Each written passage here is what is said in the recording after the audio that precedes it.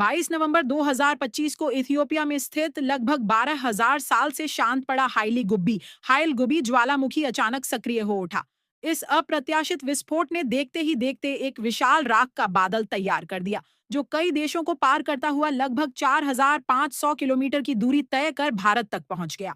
यह राख का बादल इतना ऊंचा उठा कि यह हवाई मार्गों के महत्वपूर्ण ऊंचाई स्तरों तक पहुंच गया, जहां से अंतर्राष्ट्रीय और घरेलू उड़ानें सामान्य रूप से गुजरती हैं। भारत में इसके असर का पता तब चला जब गुजरात, महाराष्ट्र, पंजाब, दिल्ली और जम्मू और कश्मीर के ऊपरी वायुमंडल में इस राख की परत दर्ज की गई।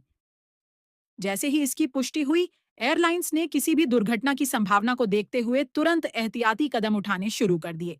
एयर इंडिया, आकाशा एयर समेत कई एयरलाइनों ने अपनी उड़ानें या तो स्थगित कर दी या फिर उनका मार्ग बदल दिया ताकि विमान सीधे राख के बादल से न गुजरें। Directorate general of civil aviation यानी डीजीसीए लगातार स्थिति पर नजर रखता रहा। अधिकारियों ने तत्काल सलाह जारी की, जिसमें पायलटों को सतर्क रहने, एयरलाइंस को रूट बदलने और यात्रियों को असुविधा की संभावना के बारे में सूचित करने को कहा गया।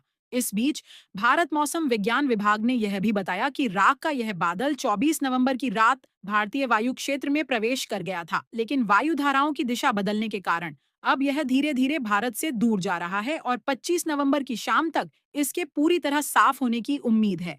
हालांकि फिलहाल स्थिति काबू में है, लेकिन इस घटना ने एक बार फिर यह बड़ा सवाल खड़ा कर दिया है कि दूर देशों में होने वाले ज्वालामुखी विस्फोटों के बाद हवाई यात्रा कितनी सुरक्षित रहती है। सच यह है कि ज्वालामुखी राख के बीच से उड़ान भरना बेहद खतरनाक माना जाता है। राख के बेहद महीन कण विमान के इंजनों, खिड़कियों और नेविगेशन सेंसरों को नुकसान पहुंचा सकते हैं। इंजन के भीतर पहुंचने पर ये कण पिघल कर ग्लास जैसी परत बना देते हैं, जिससे इंजन की शक्ति अचानक घट सकती है या पूरा इंजन बंद भी हो सकता है। इसके अलावा कॉकपिट की विंडशील्ड खरोंचदार हो जाती है, जिससे दृश्यता कम होती है और विमान की सुरक्षा प्रणाली गलत जानकारी देने लगती है।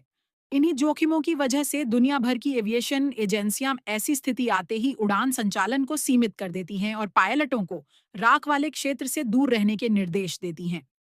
हाइली गुब्बी के 12,000 साल बाद हुए इस विस्फोट के बाद भारत में जो स्थिति बनी, वह इसी वैश्विक प्रोटोकॉल के तहत संभाली गई ताकि यात्रियों की सुरक्षा से कोई समझौता न हो। प्राकृतिक घटनाओं की यह कड़ी याद दिलाती है कि भले ही दूरी हजारों किलोमीटर हो, लेकिन ज्वालामुखी विस्फोटों का असर दुनिया के दूसरे छोर तक भी महसूस किया जा सकता है। विमानन विभाग आने वाले दिनों में भी राख के फैलाव पर नजर बनाए हुए है ताकि उड़ानों की सुरक्षा पूरी तरह सुनिश्चित की जा सके।